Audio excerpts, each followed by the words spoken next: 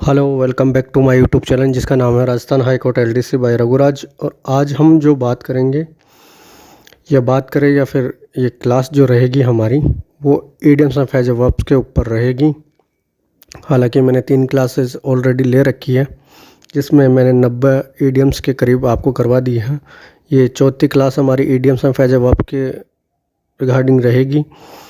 इसी के साथ में यदि आप इस चैनल पर नए हैं तो प्लीज़ सब्सक्राइब दिस चैनल और बिना किसी देरी के हम बढ़े अपनी इडियम्स की तरफ। तो मैं इन इडियम्स को समझाने के लिए कहीं ना कहीं आपको इनको लिंक करता रहूँगा किसी कहानी के साथ में, ताकि समझ में आपको बेहतर तरीके से आए। अब बढ़ते हैं हम इडियम्स की तरफ। तो आज की हमारी जो पहली इडियम्स है वो है टू ब्राय द हैटचेट। मतलब इसका मतलब होता है हैटचेट मतलब कुल्हाड़ी, और बरी मतलब होता है गाड़ना। तो यदि कुल्हाड़ी है जिसको अपन गाड़ दे तो मतलब लड़ाई झगड़े में हैटचेट को काम में लिया जाता है, कुल्हाड़ी को काम में लिया जाता है मारने पीटने इन झगड़ों में। तो यदि इसको गाड़ दे तो इसका मतलब ये हो जाता है टू मेक पीस, मतलब शांति स्थापित हो गई। पीस का मतलब होता है शांति, टू मेक पीस मतलब शांति स्थापित करना। तो यदि कुल्हाड़ी को गाड़ दिया जाए तो शांति स्थापित हो गई। तो आई थिंक ये आपके समझ में आया होगा। आगे हम बढ़े। अगली जो हमारी है वो है होल्ड योर टंग। तो होल्ड मतलब होता है रोके रखना, योर मतलब तुम्हारी, टंग मतलब जीभ, जानते ही हो। तो यदि जीभ को आप रोक लोगे तो जीभ के जरिए आप बोल पाते हो। जीभ को यदि आप रोक लोगे तो बी साइलेंट मतलब आप चुप हो चुके हो। तो ज़बान पर लगाम लगाना। कई बार ये इडियम्स किसी को कहने में काम में आती हैं। होल्ड योर टंग, ज़बान मतलब ज़बान संभाल के या ज़बान पर लगाम लगा लो। तो इस तरीके से ये इडियम्स काम में आती है। फिर अपनी अगली इडियम्स है ऑल डक्स इन ए रॉ। तो डक्स आप जानते ही हो कि बतख होती है। ऑल मतलब सारी बतख इन ए रॉ मतलब एक पंक्ति में है। तो एक तरीके से हम समझ सकते हैं कि वो वेल ऑर्गेनाइज्ड है, मतलब सुव्यवस्थित तरीके से है। मतलब एक ही लाइन में है तो कितनी बढ़िया लगेगी अपने को। तो इसका मतलब हो जाता है ऑल डक्स इन ए रो मतलब वेल ऑर्गेनाइज्ड। हम बात करें, एक मिनट, इसमें आगे हम बढ़े। अगली जो इडियम्स है वो है ईगल आई। तो ईगल का अर्थ आपको सभी को पता है कि ईगल का अर्थ होता है बाज। और बाज जो होता है उसकी आंखें कितनी तेज होती हैं, मतलब कितनी खतरनाक होती है। वो ज़मीनी स्तर पर कोई जानवर रेंग रहा है तो उसको भी वो दिख जाता है। तो इस तरीके से हम समझ सकते हैं कि वो सावधानी पूर्वक किसी भी चीज़ को देखता है, बहुत ही ध्यान से देखता है। तो ईगल आइज़ का मतलब होता है लुक केयरफुली। क्या होता है? Look carefully. तो ईगल आइज़ मतलब लुक केयरफुली। आगे हम बढ़े। अगली इडियम हमारी है स्टैंड बाय। स्टैंड बाय जिसका अर्थ होता है सपोर्ट। स्टैंड बाय ये क्या है? फ्रेजल वर्ब है। बिकॉज स्टैंड होता है, स्टैंड मतलब खड़े होना, बाय किसी चीज़ के सहारे, तो वो सपोर्ट ही है। किसी चीज़ के सहारे आप खड़े हो तो सपोर्ट ही है। तो एक्चुअली अपन देखें तो ये कंप्यूटर में भी आपने अपने को देखने को मिल जाता है स्टैंड बाय। तो स्टैंड बाय मीन्स सपोर्ट। आगे हम बढ़े। और फ्रेजल वर्ब आप किस तरीके से समझोगे कि भाई इडियम्स तो कौन सी है, फ्रेजल वर्ब्स कौन सी है? तो फ्रेजल वर्ब से मतलब वर्ब्स जहाँ आ रही है, वर्ब के साथ में यदि कोई प्रीपोजिशन का इस्तेमाल है, जैसे ये बाई है, स्टैंड है। स्टैंड क्या है? हमारी वर्ब्स है। इसी के साथ में बाई जो है प्रीपोजिशन है। यदि किसी वर्ब के साथ में प्रीपोजिशन लगता है और उसका अर्थ कुछ अलग निकल के आता है तो इसको हम फ्रेजल वर्ब्स बोलते हैं। आगे हम बढ़े। अगली जो हमारी इडियम्स है वो है keep an open house. Keep an open house मतलब घर को खुला रखना एक तरीके से। तो घर को खुला रखने से मतलब ये हो गया कि वेलकम ऑल मेंबर्स, किसी भी सदस्य का हम स्वागत कर सकें, कोई भी हमारे आ जा सकता है। तो इसका मतलब होता है कीप एन ओपन हाउस का वेलकम्स ऑल मेंबर्स। आगे हम बढ़े। डंकी एज एयर मतलब गधे जैसा साल। तो मतलब गधा दिन भर काम करता रहता है, सारे दिन भर काम करता रहता है, बेचारे को दिन काफ़ी लंबा लगता है। तो डंकी एज ईयर का मतलब होता है ए लॉन्ग टाइम, बहुत ही लंबा समय, बहुत ही लंबा समय या बहुत ही ज़्यादा समय। तो डंकीज ईयर का मतलब होता है लॉन्ग टाइम। अगली जो हमारी इडियम्स है वो है हार्ट टू हार्ट टॉक, मतलब दिल की बात दिल से कह देने वाली जो बातें होती हैं, दिल से लगने वाली बातें, हार्ट टू हार्ट टॉक।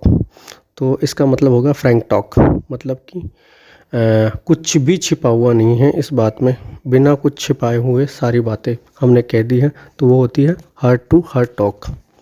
आगे हम बढ़े तो अगली इडियम्स हमारी है to pour oil on troubled water, मतलब उबलते हुए पानी पे आपने, पावर मतलब होता है उधेलना या फिर डालना या फिर बहाना, इसका अर्थ होता है। तो ऑयल आपने उबलते हुए पानी में डाल दिया तो वो क्या हो जाएगा, पानी बिल्कुल शांत हो जाएगा।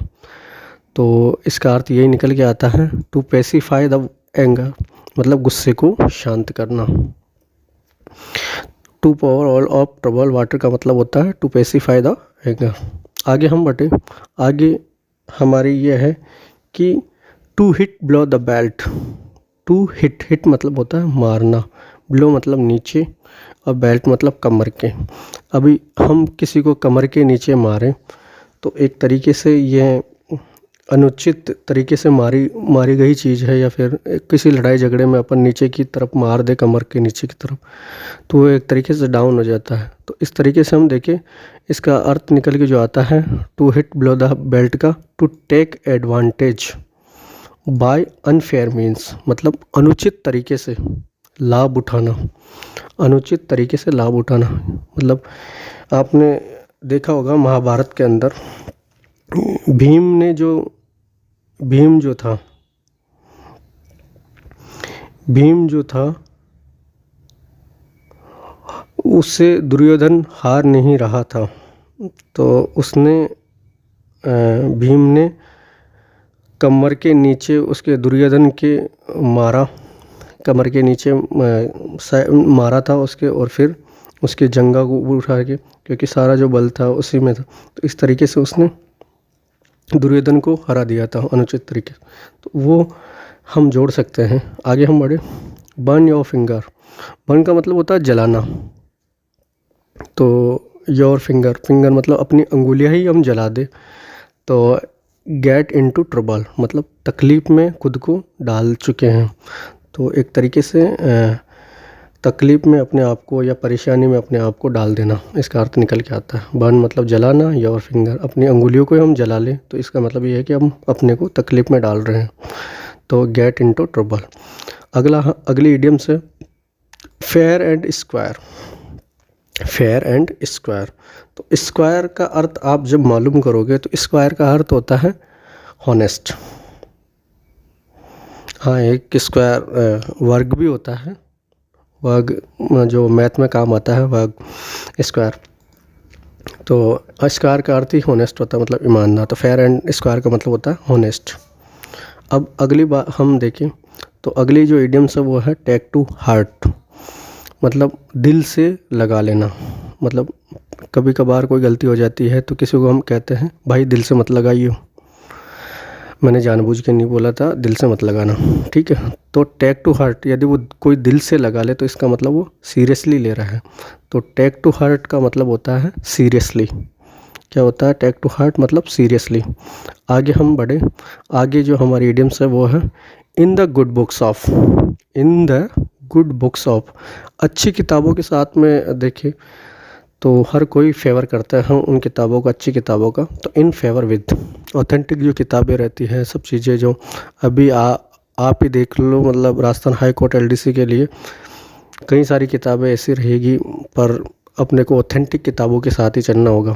तो जहाँ अर्थ का अनर्थ नहीं हो, कई किताबों में अर्थ का अनर्थ करके रख देते हैं, बट ऑथेंटिक किताबों में क्या है, सब चीज़ें अपने को सही मिल पाती है, तो इसलिए उनके साथ में अपन फेवर करते हैं उन किताबों का। तो in the good books of का मतलब होता है इन फेवर विथ। आगे हम बढ़े, in the bad books of, वही फेवर नहीं करना, नॉट इन फेवर विद। आगे हम बढ़े, अगली हमारी इडियम्स जो है वो है afraid of once oven shadow. Afraid मतलब होता है डरना, वंस ओवन शैडो मतलब शैडो मतलब परछाई या फिर छाया, अपनी ही छाया या परछाई से डर जाना। तो एक तरीके से वो देख सकते हैं कि भाई उसको आसानी से डराया जा सकता है। जो अपनी छाया से डर रहा है, अपनी परछाई से डर रहा है, तो हम सिंपल समझ सकते हैं कि उसको आसानी से डराया जा सकता है। तो इस इडियम्स का अर्थ भी निकल के यही आता है। Afraid of once oven shadow का मतलब वेरी नर्वस या फिर ईजिली फ्राइटनेड। तो इसका अर्थ भी यही निकल के आता है, आसानी से डराया जा सके, जिसको आसानी के साथ डराया जा सकता हो, तो इसका अर्थ निकल के यही आता है। आगे हम बढ़े, आगे हमारी जो इडियम्स है वो है टेक 40 विंग्स। टेक मतलब लेना, 40 मतलब 40 और विंग्स मतलब झपकी। यदि कोई 40 झपकी ले ले, 40 झपकी लेने का मतलब ये हो गया कि भाई 40 झपकी थोड़ी लेगा वो, तो मतलब एक तरीके से समझ सकते हैं भाई थोड़ी देर के लिए वो सोएगा। कह दे कोई भाई मैं 40 झपकी लेके आता हूँ, मतलब 40 झपकी का मतलब ये हो गया कि वो थोड़ी देर सो के आएगा। तो take a short sleep during the day. Short sleep मतलब थोड़ी देर के लिए सोना। आगे हम बढ़े, ब्रेकअप। तो ब्रेकअप ये बताने की आवश्यकता नहीं है, ब्रेक वर्ब से अप प्रीपोजिशन से तो आप समझ गए होंगे कि ये क्या है, फ्रेजल वर्ब है। तो ब्रेकअप आपको समझाने की आवश्यकता नहीं है, इसका मतलब क्या होता है आप खुद समझदार हो। कई लोगों के तो हो भी रखे होंगे ब्रेकअप, उसमें नहीं पढ़ते। तो ब्रेकअप मीन्स डिसबैंडेड इटसेल्फ, मतलब अलगाव हो जाना या अलग हो जाना या टूट जाना, इसका अर्थ होता है ब्रेकअप का।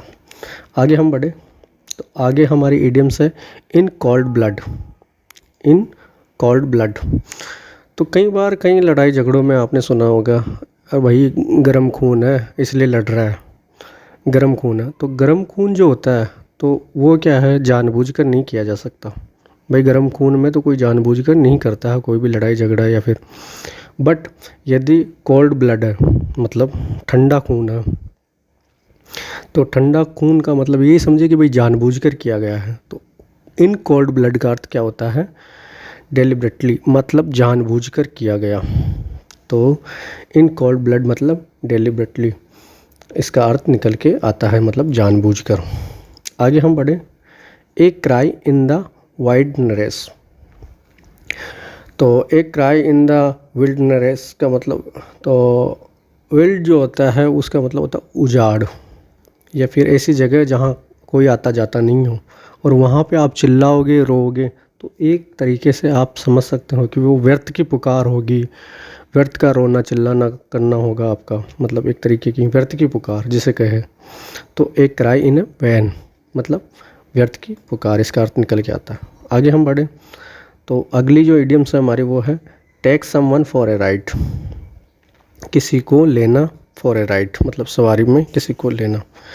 बार दुश्मनी निकालने के चक्कर में कई बार होता है कि भाई क्या नाम है, कोई दोस्त है जिसके साथ में आपकी दुश्मनी हो गई है और उससे बदला लेना है, तो फिर कभी कभार उसके साथ में अच्छे ढंग से बात करते हुए फिर कहते हैं ले गाड़ी पे बैठ अपन चलते हैं। तो गाड़ी पे बिठा लेने के बाद में आगे ले जाकर मारपीट करते हैं उसके साथ में या फिर XYZ कुछ भी करते हैं, तो एक तरीके से धोखा देना हो गया। तो take someone for a ride का मतलब क्या होता है, धोखा देना। Try to trick someone, to deceive someone. मैं कहानियों के साथ इसको लिंक इसलिए कर रहा हूँ बिकॉज आपको ये चीज़ें रिमेंबर रहे, याद रहे। आगे हम बढ़े, a man of means. Means मतलब होता है माध्यम या फिर उसके पास में कई सारे उपकरण साधन, ये सब चीज़ें हो सकता है। ए मैन ऑफ मीन्स, तो एक व्यक्ति है जिसके पास में काफ़ी सारे साधन हैं, तो वह कैसा हो सकता है, रिच पर्सन ही होगा, मतलब अमीर आदमी कह सकते हैं। ए मैन ऑफ मीन्स मतलब रिच। आगे हमारी इडियम्स जो है वो है डेड लेटर। तो 8 प्रेजेंट टाइम में कोई लेटर नहीं लिखता है। आजकल व्हाट्सअप का ज़माना हो गया, इंस्टाग्राम का हो गया, फेसबुक का हो गया, तो ये सब चीज़ें सोशल मीडिया पर अपन स्नैपचैट हो गई, तो वहाँ पे ये सब चीज़ें करते हैं। लेटर्स वगैरह कौन लिखता है, कोई नहीं लिखता।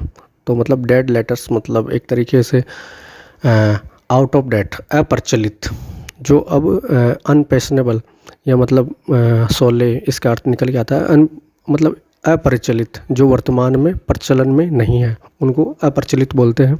तो डेड लेटर का मतलब होता है अप्रचलित या आउट ऑफ डेट। आगे हम बढ़े, to die in bed. To die, die यानी होता है मरना, इन बेड, बेड के ऊपर, मतलब पलंग है, बेड है, या फिर कोई सोने करने का स्थान है जहाँ अपन बेड, तो वो एक कैसी मृत्यु होगी, वो होगी नेचुरली, प्राकृतिक मृत्यु। यदि बेड पे लेटे लेटे कोई निपट गया, एक तरीके से भगवान को प्यारा हो गया, तो टू डाई इन बेड मतलब टू डाई नेचुरली, प्राकृतिक मौत। आगे हम बढ़े तो अगली जो इडियम्स निकल के आती है हमारी, वो है to kill two birds with one stone. Stone मतलब होता है पत्थर, एक पत्थर के साथ दो पक्षियों को, बर्ड्स मतलब पक्षी, टू किल मारना, एक पत्थर के साथ में दो पक्षियों को मार रहे हैं। तो आपने कई बार कहावत सुनी होगी, एक पंथ दो काज, एक पंथ दो काज, मतलब एक रास्ते से मतलब दो काम करते चले जाना, इस तरीके से एक पंथ दो काज का अर्थ निकल के आता है। तो वही इस इडियम्स का अर्थ है, एक पंथ दो काज का मतलब to kill two birds with one stone, मतलब एक पत्थर के साथ में दो पक्षियों को मारना। तो इसका मतलब ये होता है to solve two problems at one time with a single action, एक ही समय में दो ऐसी परेशानियां, दो ऐसी समस्याएं जिनका हल निकाल लेना एक ही टाइम में, एक ही क्रिया के साथ में, या एक ही एक्शन के साथ में। तो इसका अर्थ निकल के आता है, तो इस इडियम्स का अर्थ निकल के आता है to kill two birds with one stone का to solve two problems at one time with a single action. ठीक है, अगले हम बढ़े, डाई ए डॉग डेथ। तो डाई ए डॉग डेथ का अर्थ, जैसे अभी बेड वाली थी स्थिति, अब ये डॉग्स डेथ की हो गई, तो मतलब कुत्ते की मौत मरना, तो एक बुरी मौत ही है एक तरीके से देखा जाए तो। भाई कुत्ते की मौत मरेगा, तो कभी कभार अपन किसी को कह भी देते हैं। तो डाई ए डॉग्स डेथ का मतलब होता है to die in a bad way, मतलब गलत या बुरी स्थिति में मृत्यु होना, इसको कहते हैं बुरी मौत मरना, तो इसको कह सकते हैं। आगे हम बढ़े तो आगे जो हमारी इडियम्स है वो है safe and sound. Safe and sound, एक है जो अपने आप को सेफ महसूस कर रहा है और आराम से साउंड लगा के सुन रहा है, एक तरीके से मैं लिंक करने की कोशिश कर रहा हूँ, हालांकि आपको पता ही है कि सेफ का अर्थ क्या निकल के आता है एंड साउंड का अर्थ क्या निकल के आता है। अब इसका अर्थ है सिक्योर एंड अनहार्मेड। मैं ऐसे भी समझा सकता हूँ भाई सेफ एंड साउंड का मतलब सिक्योर एंड अनहार्मेड, पर समझ में क्या आया, कुछ भी नहीं। तो सेफ एंड साउंड का अपन किसी कहानी के साथ लिंक करते हैं तो इडियम्स अच्छे ढंग से याद होती है। तो सेफ एंड साउंड का मतलब होता है सकुशल, मतलब सिक्योर एंड अनहार्मेड। अनहार्मेड मतलब होता है नुकसान, अनहार्मेड मतलब बिना किसी नुकसान के। सिक्योर है मतलब बिल्कुल सकुशल है। तो सेफ एंड साउंड का मतलब होता है सिक्योर एंड अनहार्मेड, मतलब जिसको कोई तकलीफ नहीं है, सकुशल है, इसका अर्थ निकल के आता है। अगली जो इडियम्स है war to the knife. War to the knife, अब वार का मतलब ये नहीं कि वार कर रहे हो आप, वार का मतलब होता है युद्ध, इंग्लिश में WAR मतलब युद्ध।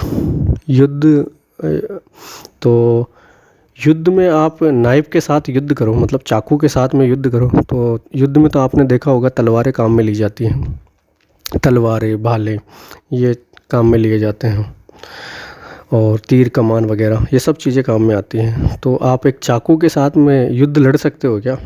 और युद्ध लड़ भी रहे हो तो आपको काफ़ी स्ट्रगल करना पड़ेगा। तो वार टू द नाइफ का मतलब होता है टू मच स्ट्रगल, मतलब कठिन संघर्ष करना। वार टू द नाइफ का मतलब होता है टू मच स्ट्रगल। अगली जो हमारी इडियम्स है, जो लास्ट इडियम्स हमारी रहने वाली है, आगे हम इन इडियम्स को आगे क्लासेस में लेंगे, बट आज की जो लास्ट इडियम है वो है पे ऑन नेल। पे ऑन नेल, पे का मतलब होता है भुगतान करना, और नेल आप समझते हो नाखून। तो नाखून पे करना, भुगतान करना। यदि आपने जैसे अब इसको लिंक करें तो जो लड़कियां औरतें जो होती हैं लेडीज़, वो यदि नाखून वगैरह लेने गई है नेल पॉलिश, मतलब गलती हो सकती है, मैं समझता नहीं, बट कोई लड़कियां जैसे लेने गई हो नाखून मतलब नेल पॉलिश लेने गई हो, और अब ये आती तो कम पैसों की, ये ज़्यादा पैसों की नहीं आती, तो वो क्या है इमीडिएट पेमेंट करती है। वो पैसा उधार नहीं रखती है, वो उधार नहीं छोड़ के आती है, तो वो इमीडिएट पेमेंट करके आती है इन छोटी छोटी चीज़ों का। तो पे ऑन नेल का मतलब होता है इमीडिएट पेमेंट। आई होप ये क्लास आपको काफ़ी अच्छी लगी होगी, and thanks watching this video. मिलते हैं अगले वीडियो में जल्द।